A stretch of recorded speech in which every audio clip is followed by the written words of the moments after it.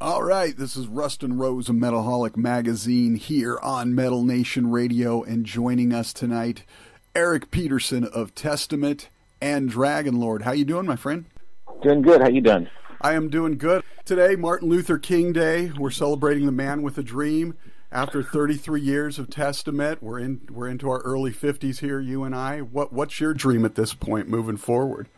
Regarding the world, that a lot of this negativity, prophecy shit doesn't come true. You know, I don't know if you really get into it and you look at a lot of them tend to focus on the negative and then amplify it. So I know it freaks a lot of people out, and it stresses a lot of people out. You know, it's like, geez, but a lot of it doesn't come true. So you just gotta just makes you think, like, just do the best you can, and yeah, stuff like that.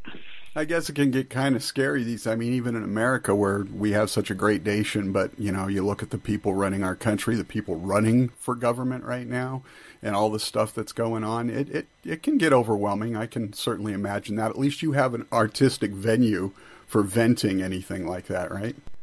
Exactly. It makes for a good metal song for sure. Villains and plots and stuff like that are definitely fit right into our category of what we talk about and stuff. But it's definitely a crazy time, and we can definitely channel it and use some of that into our music for sure, and turn it around to be a little bit of a light at the end of the tunnel, but still carrying the weight of the cloud and the darkness and turning it into something fun.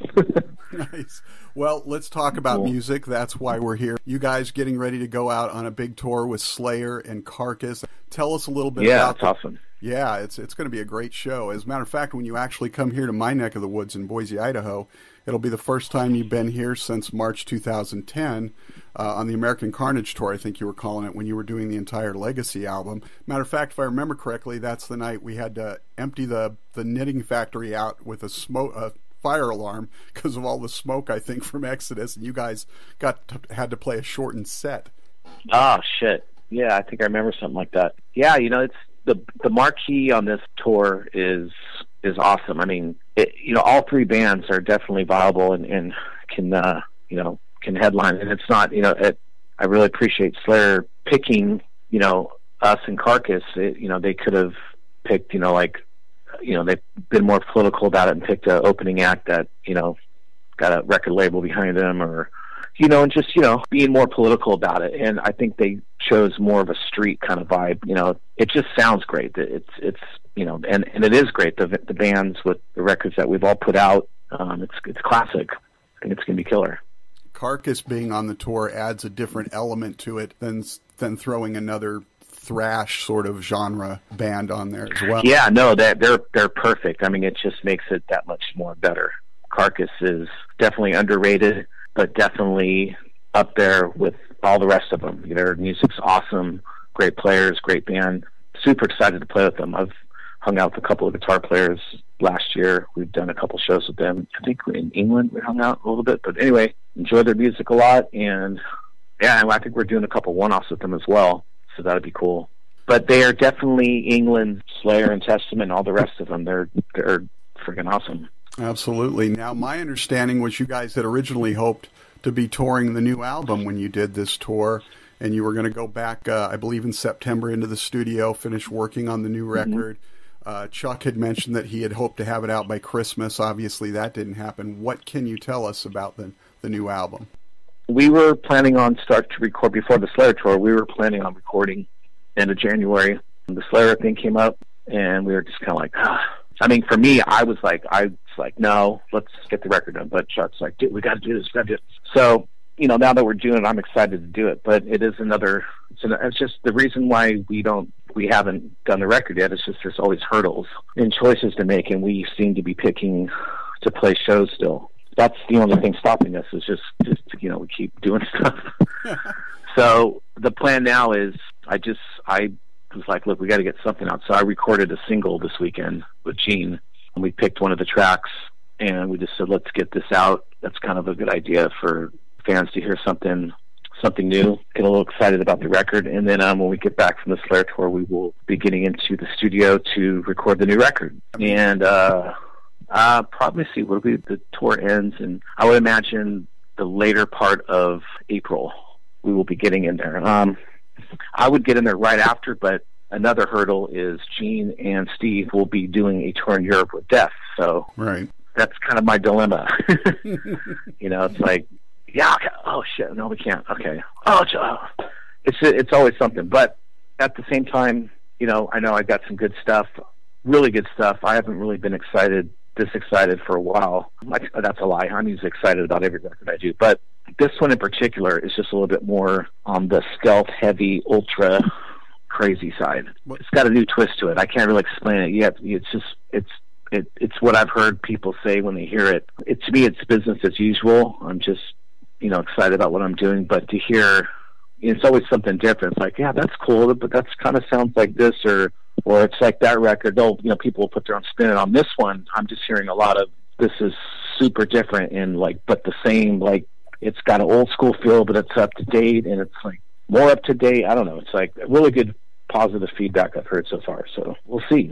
This new song that you mentioned, are you guys actually going to play it on this tour? That would be awesome. I think that's what we should do. We get the single out and we'll probably play it live. The only thing that could possibly happen why it doesn't is I know the lyrics aren't done yet, so I know Chuck will come through eventually. I'm just hoping that it happens sooner than later, so we'll see what happens. Yeah. What can we expect on this tour? Because in recent years, you guys have done some commemoration of the Legacy album. Then, of course, last year you guys did the heart of the first 3 albums. Is this just going to be a mixture again, or do we have anything in particular you're looking at doing on this tour? Well, we got 40 minutes, so that turns into 7 longer songs or 8 shorter songs. So let's say, we choose wisely so we can do 8 songs. I mean, I can give you 5 different scenarios and why I think we should do those, but 8 songs is 8 songs. So, but I'm sure it'll be stuff. For me, I'd like at least half of it to be stuff that we haven't played, beating people over the head with the last 5 years that we've been doing. Dog-Faced Gods is a song we don't play that much, which we played on our last tour with, we did in South America with Cannibal Corpse, and that was a lot of fun. Stuff like that, or True Believer, or Legions of the Dead, which is also off the Gathering. Those are short too. Those are, under 3 minutes. So the more stealth, quicker songs that, take less time and still are a little bit something different. Right.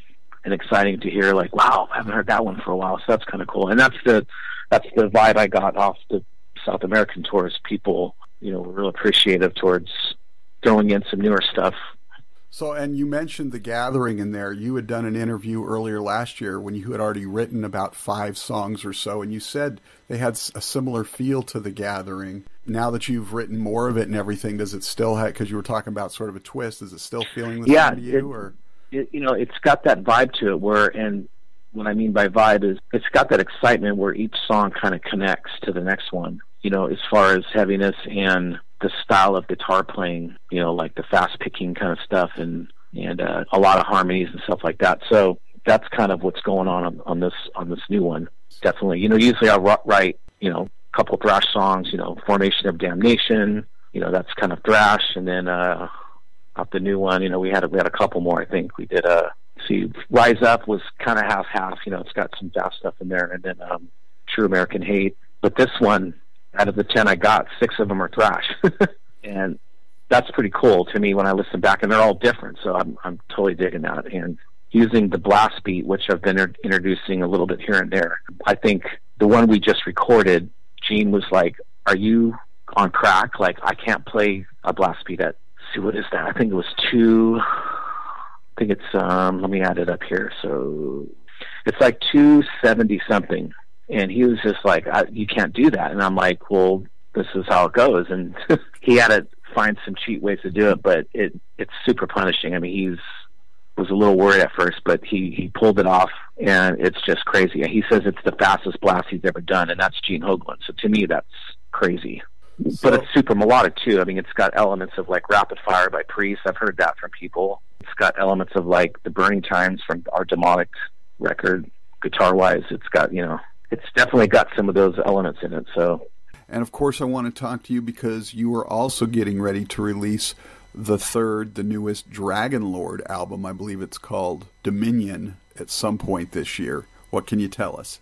Yeah, I mean, that's good to go. I just got, another reason that's not out is I think there's 3 songs left to sing, and they're pretty much done. It's just finding the time to get in the studio with the producer that I'm working with. But that's definitely 100% going to be turned in this year. My record company's had more than enough patience with me to get that out, and it's finally going to be done. And I'm stoked, and everything's finished. Just a couple songs, and then that'll be out. Super stoked on that.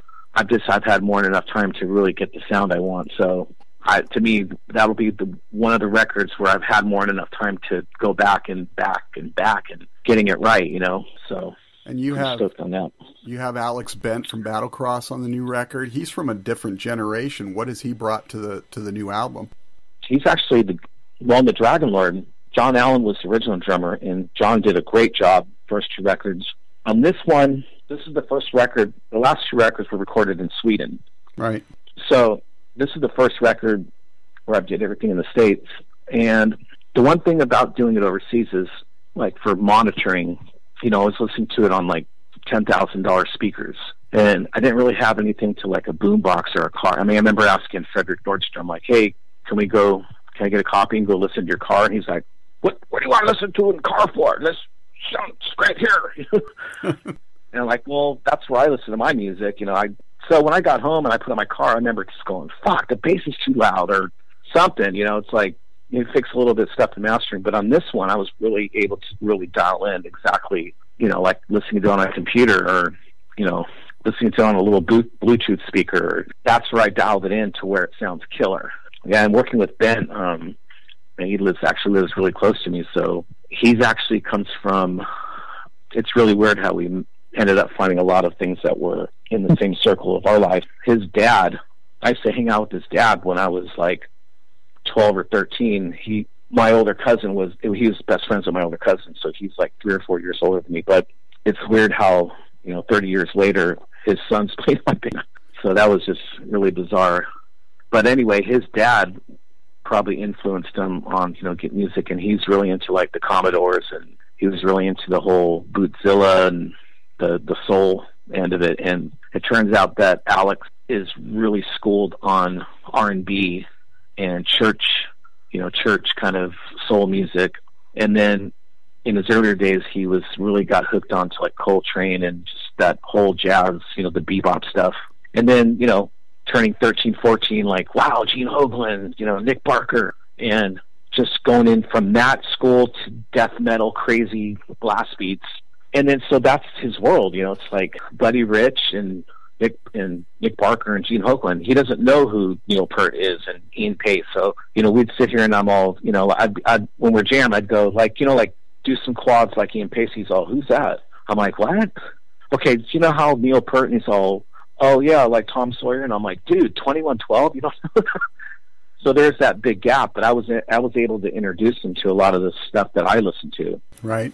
And it was just awesome because he was just fucking raking it in. Like, we had this one jam we were doing, and I was like, how Lars back in the day, he's kind of off, but it was cool the way he played. It's like he would miss certain drums or beats, but it's something Lars does that no one can do.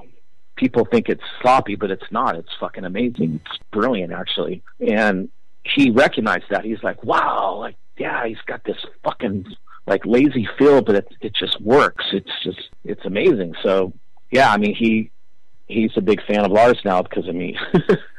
So, and also going back to Alex and bringing it into Testament, he is actually the ghostwriter for this new material. He's the guy that I jammed with to create a lot of the stuff. And then because of Gene's schedule and lives far away, I was able to get this music written and doctored up so Gene has something to listen to other than just a shitty drum machine, with the same beat. It's got all the nook and crannies in it for him, so it makes it that much easier. Awesome. Eric Peterson of Testament and, of course, Dragonlord as well. going out on tour with Slayer and Carcass shortly. Hopefully we'll have the New Testament album this year and definitely the new Dragonlord album this year I'm hopeful of. Thank you so much for taking some time to chat with us. No worries, man. Hoorah.